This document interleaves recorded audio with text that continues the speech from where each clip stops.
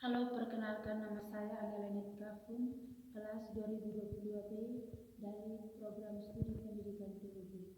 Baik, saya akan menjelaskan tentang hakikat, jenis, dan karakter HAM dan Tuhan.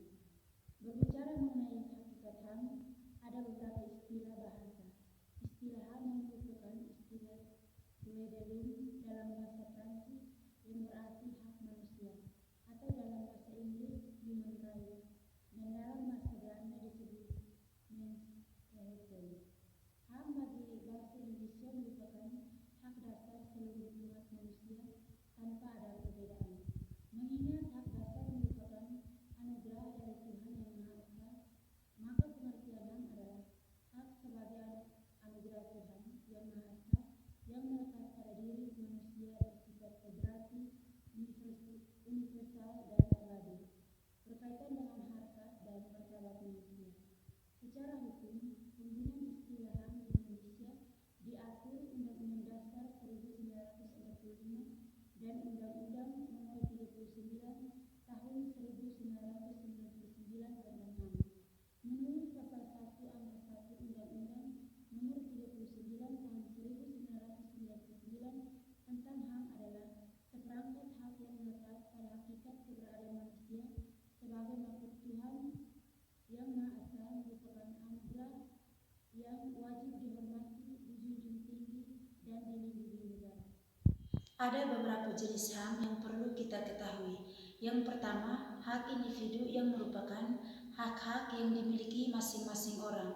Yang kedua, hak kolektif, yakni masyarakat yang hanya dinikmati oleh orang lain, seperti hak penentuan nasib sendiri, hak memperoleh ganti rugi bagi kebebasan yang dilanggar.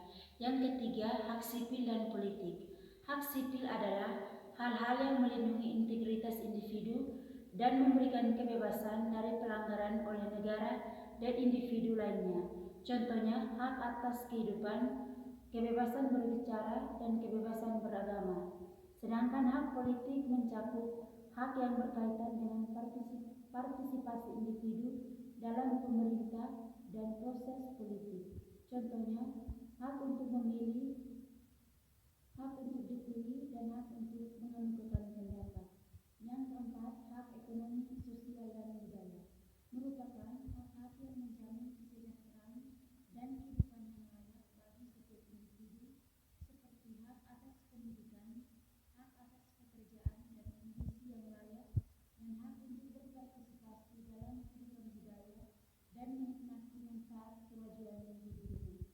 Yang kelima, hak untuk bebas dari diskriminasi atas dasar ras, jenis kelamin, etnis, agama, dan orientasi seksual.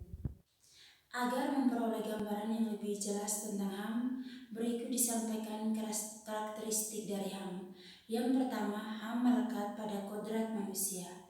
HAM adalah hak yang dimiliki seseorang karena dia adalah manusia. Hak ini didapat atau diperolehnya sejak dia menjadi dan atau diyakini sebagai manusia. HAM sering disebut sebagai hak kodrati atau natural rights karena HAM selalu dikaitkan dengan kodrat manusia sebagai makhluk yang berakal budi, berkehendak bebas, dan bersosial. HAM mengandalkan sejumlah kapasitas kemanusiaan seperti akal budi, kehendak bebas, kemampuan bermasyarakat, dan sebagainya. HAM diterima manusia dari Tuhan atau penciptanya sebagai anugerah yang harus dihormati dan dijunjung tinggi oleh siapapun. Yang kedua, HAM berlaku untuk semua orang. HAM sering disebut sebagai general rights atau HAM umum, yaitu hak yang dimiliki semua orang, apapun suku, agama, ras, dan sebagainya. General rights atau hak umum berbeda dengan specific rights atau hak khusus yang hanya dimiliki sekelompok orang tertentu saja. General rights diperoleh melalui eksistensinya sebagai manusia, tidak ada persyaratan lain untuk memiliki HAM kecuali melalui keberadaannya sebagai manusia. Yang ketiga, HAM berkaitan erat dengan keluhuran martabat manusia. Manusia memiliki HAM karena dia memiliki martabat yang luhur. Dibandingkan dengan makhluk lain, manusia memiliki kelebihan karena kemampuan akal budi, hati nurani, dan berbagai kapasitas yang khas manusia. Keluhuran martabat manusia mempunyai landasan yang tidak terpisahkan dari penjelasan teologis tentang penciptaan dan misteri penebusan manusia. Dalam kitab suci orang Kristen diceritakan bahwa manusia diciptakan menurut gambar dan rupa Allah. Selanjutnya, dia dikuasakan untuk mengatur dan mengembangkan dunia dan semua makhluk lainnya sesuai kehendak penciptaan. Kejadian bab 1 ayat 24-30. Yang keempat, HAM respek terhadap kebebasan manusia. Kebebasan sangat dibutuhkan untuk kepenuhan hidup seorang manusia dan untuk mewujudkan keluhuran martabatnya. Dalam ajaran teologi Kristen, kebebasan merupakan anugerah istimewa dari Allah dan diberikan sebagai tanda citra Allah dalam diri manusia. Karena itu, kebebasan manusia harus diatur dalam perundang-undangan demi menjamin keluhuran martabatnya. Yang kelima, HAM dan kesederajatan manusia.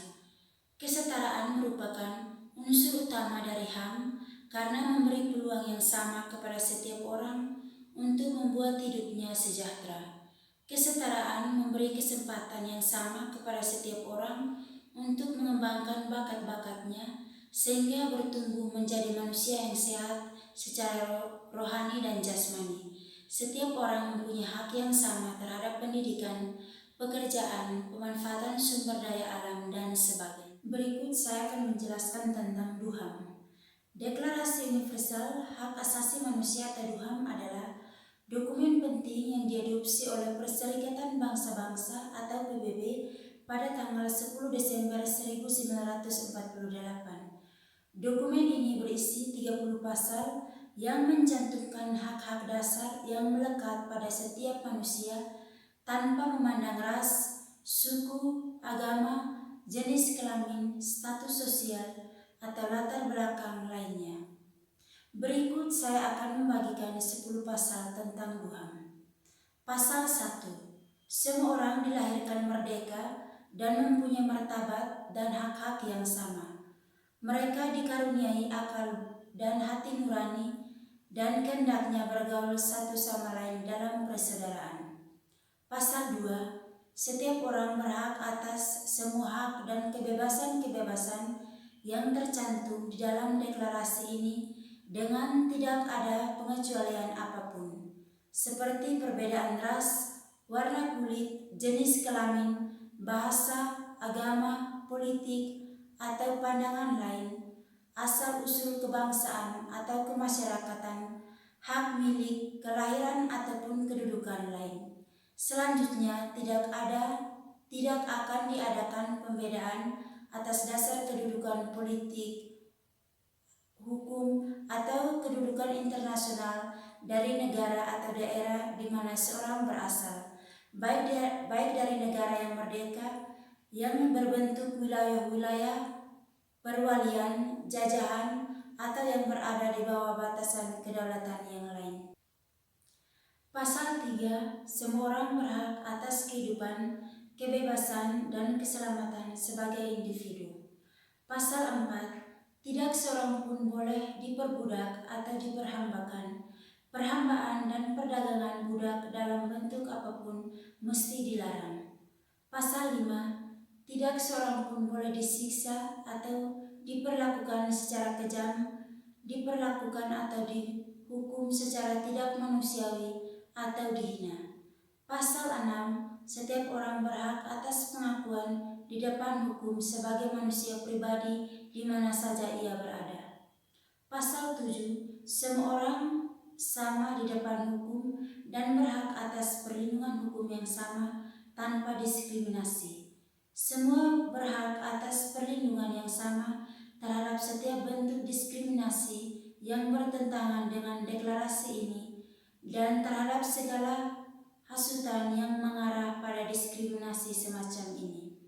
Pasal 8. Setiap orang berhak atas pemulihan yang efektif dari pengadilan nasional yang kompeten untuk tindakan-tindakan yang melarang hak-hak dasar yang diberikan kepadanya oleh Undang-Undang Dasar atau hukum.